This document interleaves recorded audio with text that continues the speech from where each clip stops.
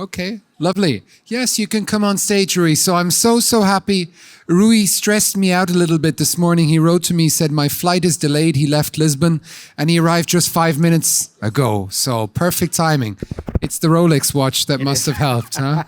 Thank you so much for being here. Rui Galopim de Carvalho from Portugal's Gemas. You're very influential on LinkedIn, on Instagram. You're a great gemologist and educator. And you picked a very interesting topic for your talk this year about hardstones. Yeah. We talk a lot about very fancy, transparent, record-breaking color gemstones, but hardstones have been around for millennia. Mm-hmm. And I think we don't talk about them enough. No, we don't. So who better than Rui to talk about these and to bring us through a colorful journey through hardstones. Thank you so much for being here, Rui, and the floor is yours. Thank you, Laurent Cartier. Thank you for the invitation. Thank you, INHORGENTA, for this wonderful opportunity to be here with you, sharing our common passion, which is gemstones and art and the decorative arts. The topic that I bring to you today, as Laurent just said, is something that we don't hear much about. I would love to have the whole day entertaining you on this, but we only have like 25 minutes plus 5 minutes for Q&A. So this is what I'm going to propose today. We are delving into the definitions of hardstones. Also, we will talk about antiquity and how they were perceived many thousands of years ago.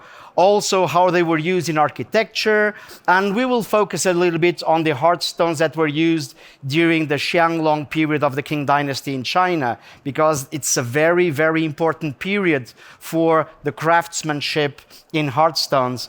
And I will end up, because we are in Germany, with the modern craftsmen that are in Ida Oberstein doing authentic pieces of art using hardstones. So let's start this talk. So we can have definitions of what a hardstone can be. We can call it a gem material that can be a rock or a mineral that has a certain use in the decorative arts because it's translucent, usually also opaque, that can be carved, can be engraved, can be polished. So it's a beautiful stone if you want to have just a very easy definition. If we want to look at it from a material perspective, we have a lot of materials like lapis lazuli, like the jades, like the huge family of quartzes, like many other rocks and minerals that sometimes we don't even know their correct names, and we are actually using a lot of those materials to carve, to engrave, and to polish. But we also can look at it from a craftsmanship perspective, because those materials, they can be inlaid, they can be carved, they can be engraved, they can be polished and transformed in a certain way. Not only in the modern times, like you see on your screen, but also historically. So we have been seeing those materials being crafted, being transformed into pieces of decorative arts for millennia. So we can look at the definition from a materials perspective, or we can look at the definition from another. I think I'm pressing too much the buttons. Oh, because this is a PDF. Okay. We can also look at it from another perspective, that is from a kind of an historical or context perspective. In architecture, for example, we see the same use of the same gem materials in a totally different context. We are seeing them as inlays. We are seeing them as colorful or transparent or opaque decorations for architectural context. So we can also look into hardstones from a fashion technique perspective, from a craftsmanship perspective, not only from a materials perspective. So we can look at those techniques, we can look at those ways of savoir-faire, of transforming the rough into polished, and look at those materials, look at those objects from that perspective. So we can look at this from two perspectives. One thing that I want to underline is a lot of times still today, we see those materials being named semi-precious, stones. Well, for decades, the name semi-precious has been banned from the technical terminology, and even CIBJO, the World Jewelry Confederation that most of you know, CIBJO has a rule, a standard, one of the clauses that actually recognizes that the name cannot be used. So we don't use semi-precious at all. Everything that we use is precious. The materials are precious. The other thing that is precious is the craftsmanship that years and years of muscular memory the artists put into those materials to transform them into something precious. So using semi-precious, even from that perspective, I think is wrong. Well, let's go into the Stone Age, the most popular age of gemologists and geologists because it has stone. Stones started to be used as tools because of their hardness, because of their tenacity, because of their properties to cut and to open flesh and to be used as weapons. And we know a lot of those examples across the world. Even things like this. This is a piece of, now we would call this a jadeite or a jadeite jade, because it's the very same material. And we can look at those jades historically from this perspective as before they were ever used for decoration, they were used as tools. It happened the same, by the way, with diamond. Diamond was primarily used as a gemstone. It was as well used as a tool, as a material that could be used for a certain purpose. So we are looking at the materials not even as old as they are in human usage, like the jades, collectively speaking. We are looking at them from the decorative arts point of view. And why were they chosen? Why were those materials chosen? Well, they were chosen because they were colorful, because they had certain textures. So when we look at an agate like this, it's very hard to overlook the potential, the visual potential that something like that has. So it was color, texture, banding, optical properties that commanded the choices that we today have as those hard stones. Sometimes even transparency. Although we use the word hard stones primarily to materials that are not transparent, we also see the same kind of techniques, especially in Xianglong, China, which is the case, 18th century, with transparent materials. So everything is very dynamical here. So depending on the optical properties, and when we are talking about those hard stones, we are talking about size, we are talking about scale. Jewelry scale is very small. This type of technique, this type of approach is a larger scale, as you can see from this vase. Well, in the classical antiquity, one of the most common uses of hard stones was the engraving. So there are a lot of collectors of gems. In the antique world, when you say gems, they usually associate with engraved gemstones, with engraved materials. The materials that had some properties of color, of translucency, of banding, and they were engraved, inscribed in a certain way to create an effect, a visual effect or an effect as a seal. So they had not only a visual aesthetic purpose, they had also actually a function. So those stones that were engraved were possibly in our modern era, the very first in the Western world to be used as hard stones. One of the things that we sometimes overlook when we look into gemstones in the past is how were they polished? How were they cut? The techniques, the materials. And it is interesting to see that to polish in different types of graining, the materials, and they could be as hard as a barrel. A barrel like an aquamarine can be very hard.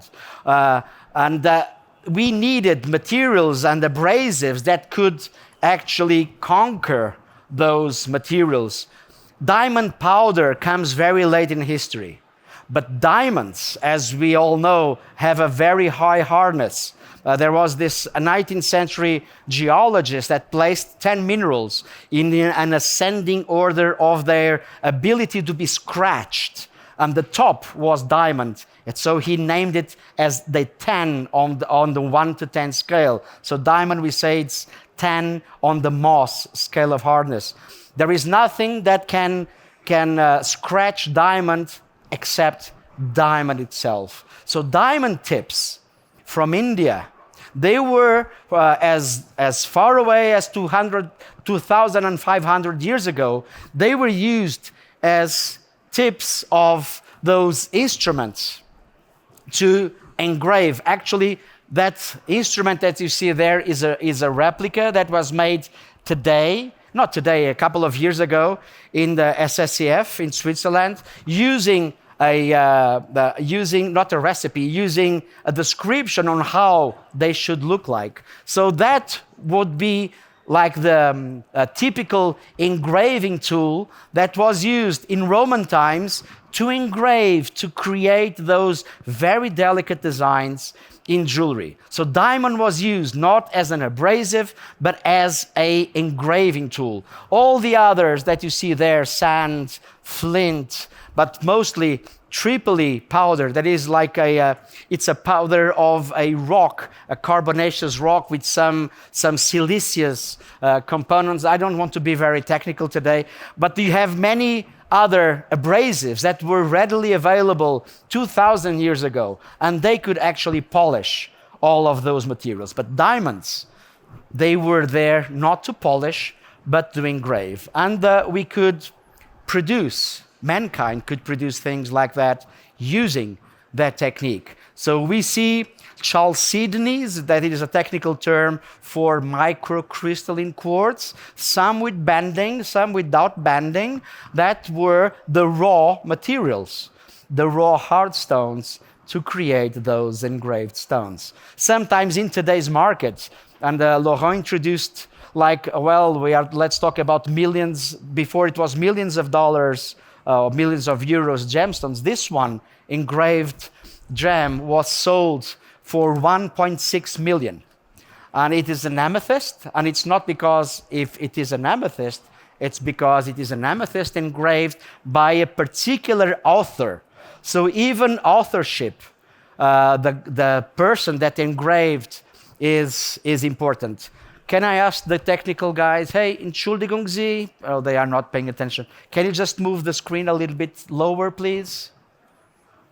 Can you just put this? Sorry. I know that people just put it just a little bit lower so we can see the top of the slides. You cannot, it's impossible, it's okay. I will use what I have, no problem. I'm from Portugal, I can manage. Well, we have seen the immediate use of hardstones in the decorative arts, in jewelry. But one of the most important uses was actually in architecture. And we have an Italian, do we have Italians on the room? Italiano, bravo. So, pietre dure means hard stone, if you translate it literally. And in Italy, when they started to use the very old Roman rocks to decorate Renaissance interiors of buildings in the 16th century, they had names for the different types of rocks and minerals that were used, and they could use loads of those materials. Some of them, today we just collectively call them ornamental rocks or ornamental stones in architecture. But this is the type of creations that we see in big scale. This is in Rome, St. Peter's Basilica. But let's miniaturize the concept of pietre dure, of those little inlaid rocks. And then we come to see tabletops. Tabletops, Roman style, tabletops in the Florentine style from Florence, tabletops, even this is a great tabletop from Florence. By the way, if you want resources to read about those things, there is a book published by the Victoria and Albert Museum of the Gilbert collection of those hardstones and tabletops. So this is Florentine, this is Napolitan. So we do see throughout Italy a series of different ways to approach the miniaturization of the use of hardstones, from architecture, big scale, to tabletops, medium scale, and then to miniature scale when it comes to luxury, pocket luxury, louche de poche en français, if you want to use the very posh word. That's no pun intended. So then you start seeing this kind of work, that it's like even putting on a much smaller scale what has been done previously in architecture, tabletops, and marquetry in furniture. So we see a vast collection of boxes, snuff boxes. This one, by the way, it's one of my favorites. It was stolen, in Paris in November 2024 and recovered 11 months later. So there is still hope for the jewels in the Louvre, because sometimes they recover things, and this one was recovered. By the way, those diamonds that you see there, those are not pink diamonds, although they look pink. They look pink because there is a pink foil back making them look pink. As far as the box itself, the material, it's a material possibly from Lower Silesia in Poland. We have here my Polish friends here in the audience. So Poland produced in the 18th century considerable quantities of very high quality chrysoprase, that in modern jewelry we associate chrysoprase with Marlborough in Australia or with Brazilian sources, but this is European. This is Polish chrysoprase. Beautiful. And we can go on and on. Even we can see coral there. Certo, commendatore. We see coral here on this Florentine pietre dure miniaturized gold box. So what we have seen is from architecture to tabletops to miniature luxury boxes. Everything here goes into the concept of hardstones. Even in Portugal, do we have Portuguese people in the audience? Yes, we have. So Portugal also it's Italian made, but there is a church. If you ever visit Lisbon, go to this church, Saint Rock, not rock and roll. It's Rock. It's a name of the person. And we have there a chapel that was commissioned by one of our kings to a very famous hardstone architectural stylist from Rome. And all of this chapel is made out of hardstones from lapis lazuli. I have here, everything here is miniature mosaics.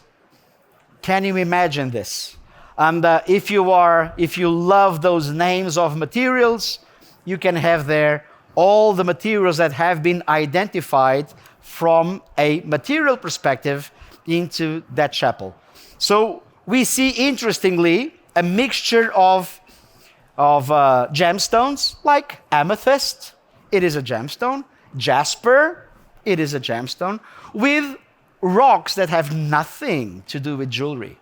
So it's like a middle land of the types of materials that can be incorporated into what we call hardstones. Do we have here people from India? Do you know this? Taj Mahal? Taj Mahal is another example of a brilliant use of hardstones in architecture. From afar, we cannot tell, but if you look closely into this wonderful monument to love, Love that is a very, very good commodity today. We all need loads of love as we are as civilization. When we start looking into detail, look more, look closer, and there you are. There you are, inlaid work using rocks, minerals, in a certain fashion, creating a framework. And you can see it everywhere. Of course, we see this in Renaissance Italy, even in Portuguese churches, but this is different. You have to go there to visit. Take me, I have never been there. So if you go there, please take me. I only fly private jet today. Look at this. This looks like jewelry.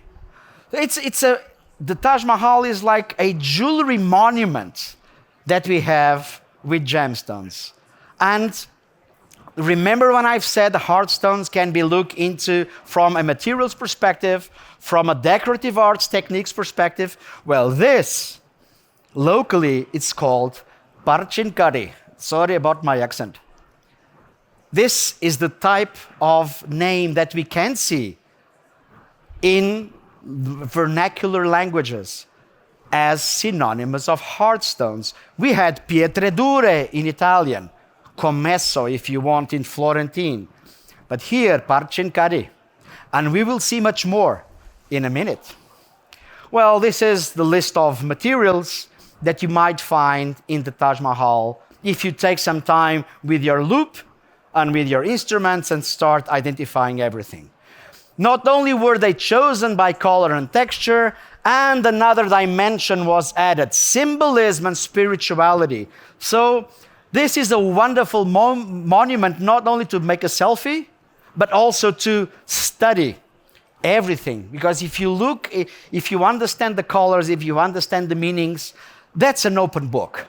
And that's amazing. There is an article at Gems and Gemology, a gemological magazine from the Gemological Institute of America, that explains all that in English. If you want to, you can take the reference over there. Well, we have now delved into hardstone terminology. We only have 8 minutes left, so I'm not going to go into detail into the nomenclature of the materials, but the nomenclature of the materials when we go into marquetry, meaning furniture, inlaid furniture, in architecture, they don't use the same names that we gemologists use. They use different types of terms. Interestingly, there should be maybe there will be some research project that can put them together, and then we can speak the same language. So let you see some examples. Verde antique, breccia, alabaster, jasper. Now I'm doing some Italian English accent. Chalcedony, lapis lazuli. That's a normal gemstone name. So we are using on that context geology and petrology nomenclature. Sometimes only nomenclature that has tradition, doesn't have any link to science at all. But that's okay, because we are in the decorative arts, we are not only focused on the material, although the material names are important. Well, I've said that I will end up my session with a very peculiar period of history that was very rich in the production of hardstone art. And we are talking about the Qing dynasty, the last dynasty in the Chinese Empire, but from this very peculiar period, the Qianlong period. Maybe you know the Qianlong period not only because of the emperor itself, it was the one that made more territory to China as we know it today. He was a patron of the arts, mostly of porcelain, but let's look into what we are here for, hardstones. He was the one reviving the art of jade carving. I'm using jade because jade is a Western term. And we call this in the Western world nephrite jade. He was also the one during his reign where Burmese jadeite jade started to be used consistently in the workshops in Beijing to produce things like this. Although jades as a collective name were in China over thousands of years. Burmese jadeite jade is late 18th century only. And it was during the Xianglong reign that it got some attention. Even quartz from all over the place. And we see microcrystalline quartzes like agates, chalcedony. You can choose the name. And look what they were doing at the time. I'm just browsing through a few names. I'm using there some gemological name, carnelian, sard, but I'm not going much too deep into the terminology itself. Agates, we can call it white chalcedonies, and blue chalcedony, possibly from Turkey. I'm wondering. There is a lot of beautiful blue agates or chalcedony in Xianglong vases. Today we know that a lot of those blues come from Africa, from Madagascar. They have very good production, but this possibly it was not from Madagascar at those days. It was possibly from Turkey. Interestingly, should we call this blue chalcedony or agate? Well, depends on how you look at it. If you see bands, maybe you choose blue agate. If you don't see bands, maybe you will say blue chalcedony. Moss agates, I'm going to browse this real quick. A lot of those quartz materials were used. Even microcrystalline varieties like amethyst, rose quartz, rock crystal. And rock crystal, I've shown this, we don't associate with hard stones. Well, but in China, transparency was important. Even in other places other than China, transparency was important in the decorative arts. And if you go to the Muslim world, transparency is very important. Though this is a Fatimid, so we are looking into a more than 1,000 years thumb ring made out of Madagascar rock crystal that has been documented archaeologically since the 9th century. So there is trade from northern Madagascar to Fatimid, Egypt, in the 1,000 years ago, and possibly also some of that material later went to China, to Beijing, to make all of those transparent Xianglong vases. Just a little bit more of Fatimid, transparent, pure rock crystal from Madagascar. And this is Chinese material, maybe from the same place. There is still a lot to study on those aspects. So transparent materials were also considered hard stones here. Now, real quick, a few non-transparent vases with Afghanistan lapis lazuli. Also, malachite, possibly from China. No, we don't speak much about those ancient sources. We think about, for example, Zaire or Russia, but this is possibly Chinese material. And also turquoise. Turquoise, again, there are some documented very old turquoise sources in mainland China, although we, in the Western world, we focus on Egyptian or on the best Iranian material that also in China was used as a gemstone. By the way, across the world, while we Europeans, we had no idea, they were using hard stones as well. And this is a very nice example of a Southern American piece that is at the British Museum. I finish with this. Turquoise. It was one of the great I don't know how to pronounce the word, We erroneously translate yew as jade. Wrong. In China, there were 4 main, let's call them hard stones, yew. There was nephrite jade, especially the white one. And you had more like serpentine rock, another rock made of arenotosite, and also turquoise. Turquoise was one of the greatest materials, the greatest hard stones in Xianglong period in China. Well, but this is a topic for another session. I have 20 seconds, and the last 20 seconds, let's look into modern times. Modern times, we see here the use of hard stones in Indian tabletops. If you take me there to India, I might buy some for me. And also in Florence, still today there are craftsmen that inherited hundreds of years of knowledge, and they still do this commesso technique of stone inlay. And of course, then we have the so-called intarsia, gemstone inlays in decorative boxes like this one. And I'm in Germany, so I couldn't finish without talking about the Ida Oberstein masters. They have mastered the art of gemstone carving from many, many years. Agates since the 14th century have been mined in the area. Then in the 19th century, a big boost from Brazilian material contributed to the development or to the further development of Ida Oberstein. And today it's the capital of gemstone carving, I would say, with masters that are actually top-notched.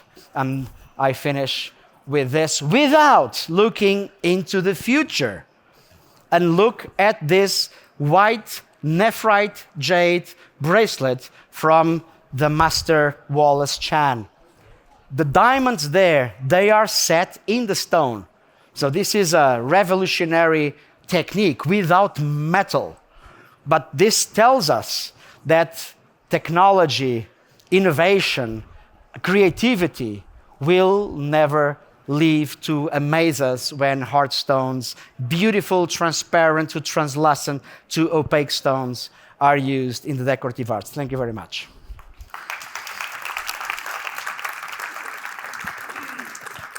Thank you, Rui. We have time maybe for one question, if somebody has a question. Only easy questions. Yes? That will be a hard question for sure. Yeah. Because it's very inspiring what you said about Closer. the concept of architecture as a jewelry piece. As an Scale. art historian, I just want to underline that in the early modernity, artists like Michelangelo and others, genius, they started the journey in the goldsmith workshops as well. So this concept is actually based also on their education. And especially, you showed us Taj Mahal, which was 17th century, like a Baroque. And Baroque is the era when we have, especially in architecture, we see it as a jewelry, actually, especially in the cupola, in the lanterns. Absolutely. Yeah. It's just a question of scale. Yes. René Lalique, as an artist, he understood really well how to bring up a sculpture into miniature. So because his jewels, they are authentic, miniaturized sculpture. But this goes beyond the scope of today's session. Do we have any more questions? I give €100 for a question. Of course, I'm joking. Enzo will ask the question afterwards. Five questions. It's €500. Rui will still be for a few more minutes here. I would say if you enjoyed his talk, he's a modest man, but you give very, very good courses online. Yes. So if you're interested in learning more about gemstones, do follow him on Instagram or LinkedIn. You will learn a lot. So I give you commission. I'm kidding. This would I be get no commission. The Italian way would be I then give you commission, right, Mr. Enzo? But the Portuguese way is thank you very much. Thank you very much for this talk, you. for educating us, and for all your research. Thank you for the invitation. Thank you very much. You. Bye-bye. Thank you.